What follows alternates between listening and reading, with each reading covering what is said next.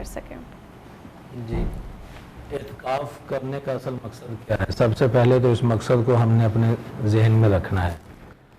اعتکاف کرنے کا مقصد یہ ہوتا ہے کہ اللہ تبارک و تعالیٰ کی بندگی اور اس کی خوشنودی کو حاصل کرنے کے لیے، اس کی رضا کو پانے کے لیے اور اس کا تقرب حاصل کرنے کے لیے چند دن مسجد میں ٹھہرنا اور دنیا سے بالکل الگ تھلگ ہو جانا. اب اگر انسان ایک طرف تو اعتکاف بیٹھا ہوا ہو اور دوسری طرف وہی دنیاوی خیالات بھی ذہن میں آئیں اور کاروبار کی باتیں بھی مسجد میں ہو رہی ہوں اور دنیاوی مشاغل وہ بھی مسجد میں ہی سر انجام ہو رہے ہوں، دوستوں سے ملاقاتیں ہوں اور اسی طرح موبائل فونز اپنے پاس ہوں جن کے ساتھ دوستوں سے بھی رابطے ہوں اور دیگر لوگوں سے بھی رابطے کیے جائیں. کیا یہ چیزیں ہوتی ہیں؟ بالکل ہوتی ہیں، ایسا ہو رہا تو ہے. نام ہی ہے کہ تو یہی تو بات ہے نا، لوگوں سے ہر چیز سے پردہ کر کے بیٹھ جانا، اللہ تعالیٰ کی عبادت کرنا. بالکل. تو اگر ایسی چیزیں ہوئیں تو اعتکاف کا فائدہ ہی نہیں ہے. اعتکاف کا یہی میں بتانا چاہتا ہوں، اعتکاف کا اصل مقصود یہ ہے کہ آپ جہاں تک ہو سکے، اعتکاف کرنے والے کے لیے تو امام اعظم ابو حنیفہ فرماتے ہیں کہ ضرورت کے بغیر اگر ایک لمحے کے لیے بھی کوئی مسجد سے باہر چلا گیا اعتکاف ٹوٹ جائے گا. صحیح. اس قدر اعتکاف کی اہمیت ہے اور اس قدر اس کی اتنی زیادہ سخت شرط ہے کہ وہاں دنیاوی کام تو بالکل ہی نہیں کرنے ہیں. صرف ایک ہی مقصد ہونا چاہیے کہ اللہ کو کیسے راضی کرنا ہے، اللہ کے حبیب کو کیسے راضی کرنا ہے. اب اس کام کی کرنے کے لیے جہاں اللہ تبارک و تعالیٰ ارشاد فرماتا ہے کہ اب میرا قرب حاصل کرنے کے لیے سب سے زیادہ جو چیز ہے اور جو مجھے سب سے زیادہ محبوب چیز ہے وہ میرا ذکر ہے کہ اللہ تبارک و تعالیٰ کا ذکر کیا جائے. اور اگر رات کا وقت ہو تو قرآن کریم کی تلاوت کی جائے. حضور علیہ الصلوۃ والسلام کا فرمان ہے کہ جس نے رمضان المبارک میں قیام کیا اور قرآن کریم کی کثرت کے ساتھ تلاوت کی، ثواب کی نیت سے اور ایمان کی نیت سے اس کے جتنے بھی گزشتہ گناہ ہیں معاف کر دیے جائیں گے. اگر دن کا وقت ہے تو قرآن کریم کی کثرت کے ساتھ تلاوت کی جائے اور اگر رات کا وقت ہے تو رات کو قیام اللیل کیا جائے اور اللہ تبارک و تعالیٰ سے اپنے گناہوں کی معافی طلب کرنی چاہیے، رو رو کے، گڑ گڑا کے. اور ہم جس وقت دعا کرتے ہیں صرف زبان سے ایک مرتبہ کہہ دیتے ہیں تو یہ اللہ تبارک و تعالیٰ سے مانگنے کا طریقہ نہیں ہے. اللہ تبارک و تعالیٰ سے مانگنا کیسے ہے ایک چھوٹے سے بچے سے سیکھنا چاہیے کہ جس وقت وہ اپنی ماں سے mانگتا ہے یا اپنے والد سے وہ کوئی چیز طلب کرتا ہے. بالکل.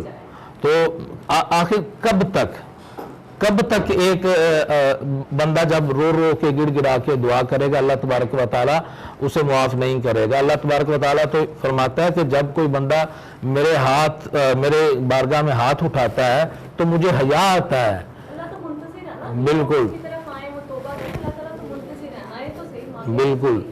تو جب انسان رو رو کے گڑ گڑا کے اللہ تبارک و تعالیٰ سے، میں آسان لفظوں میں کہہ دوں کہ اپنی مغفرت کو چھیننا پڑتا ہے کہ صرف زبان سے نہیں کہنا بلکہ اس انداز سے آپ اللہ تبارک و تعالیٰ کی جناب میں توبہ کریں اور اپنے گناہوں کی معافی طلب کریں کہ یہ آپ کا حق ہے.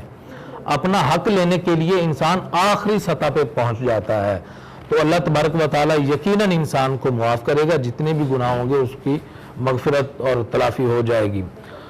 اس کے بعد ہے کہ جو اعتکاف کرنے والا ہے وہ دنیا سے بالکل منہ موڑ لے. اگر ایسے معاملات ہیں کہ جن میں بالکل اس کی موجودگی ضروری ہے، اس کے بغیر وہ کام نہیں ہوتے ہیں، جیسے کسی کی تیمارداری کرنا ہے. حضور علیہ الصلوۃ والسلام بھی اعتکاف جب بیٹھتے تھے تو آپ جاتے جاتے چلتے چلتے کسی کی تیمارداری کر لیا کرتے تھے. مسجد کے اندر یا جہاں پہ گھروں میں عورتیں قیام کرتی ہیں گوشے کونے میں بیٹھتی ہیں وہ گھر کے اندر ہے یا مطلب آپ مسجد سے باہر بھی نکل سکتے ہیں، گھر سے باہر بھی نکل سکتے ہیں؟ اصل میں اس بات میں تھوڑا سا اختلاف ہے. امام اعظم ابو حنیفہ رحمۃ اللہ تعالیٰ علیہ آپ تو یہ فرماتے ہیں کہ ایک لمحے کے لیے بھی بغیر کسی ضرورت کے، اور ضرورت بھی جو ضروری ہو، اس کے باہر جانا اعتکاف کو منقطع کر دے گا، توڑ دے گا.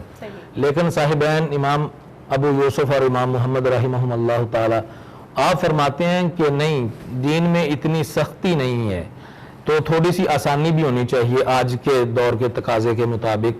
آپ ایسا کر سکتے ہیں کہ دن کا زیادہ حصہ مسجد میں رہیں اور جب کوئی ضروری کام آئے تو آپ اسے نمٹا لیں، لیکن وہاں بھی وہ ضروری کام بھی تو مطلب ایک ٹائم میں ہونا چاہیے، یہ تو نہیں نا کہ وہ ضروری کام ڈیلی بیس پہ آنا شروع ہو گیا تو آپ نہیں ایسے نہیں ہے بالکل. ضروری کام یہ ہے کہ کوئی ایسا دوست آ جاتا ہے، اس کی فوتگی ہو جاتی ہے، فوت ہو جاتا ہے، اس کا جنازہ ادا کرنا ہے تو آپ جا سکتے ہیں، لیکن کسی سے گفتگو نہیں کریں گے.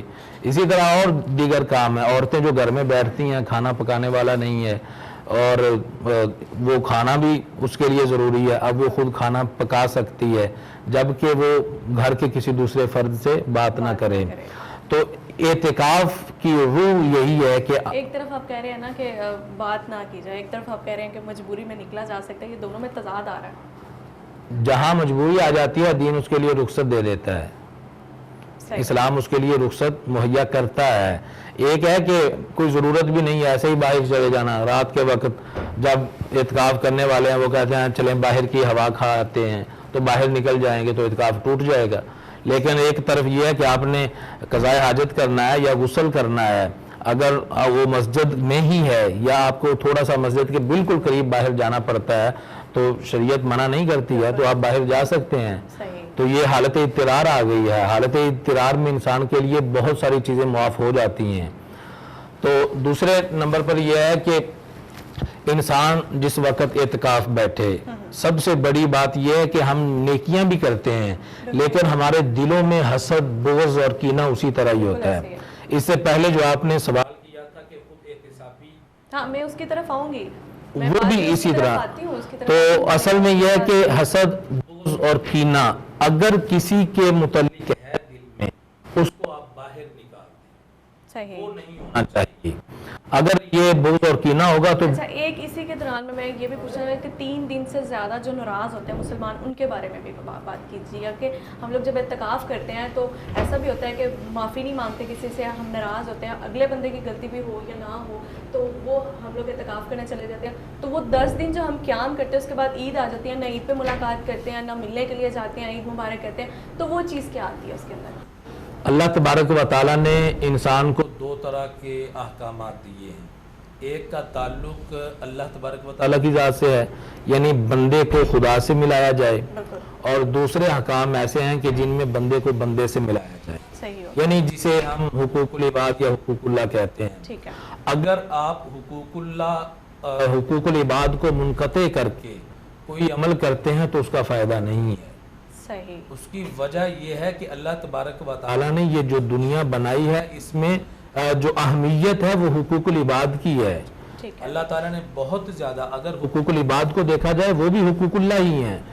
اگر آپ کسی سے ملاقات نہیں کرتے ہیں، آپ اس سے لڑے ہوئے ہیں، حضور علیہ الصلوۃ والسلام نے ارشاد فرمایا کسی مومن کے لیے، مسلمان کے لیے جائز نہیں ہے کہ وہ اپنے مسلمان بھائی سے 3 دن سے زیادہ مقاطعہ کرے، قطع تعلقی کرے. اب مسلمان کے لیے جائز نہیں ہے. اگر اس کا مفہوم مخالف نکالا جائے، اس کے لیے حکم کیا؟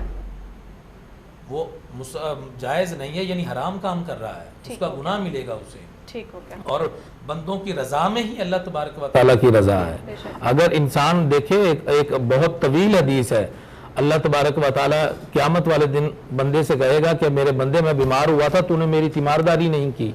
بندہ عرض کرے گا باری تعالیٰ تو بیمار ہونے سے تو پاک ہے، تو بیمار نہیں ہو سکتا، تو میں تیری تیمارداری کیسے کرتا ہے؟ اللہ تبارک و تعالیٰ فرمائے گا کہ میرا فلاں بندہ بیمار ہوا تھا، اگر تو جا کے اس کی تیمارداری کرتا تو گویا میری تیمارداری کرتا، تو اگر تو نے اس کی تیمارداری نہیں کی ہے تو نے میری بھی تیمارداری نہیں کی.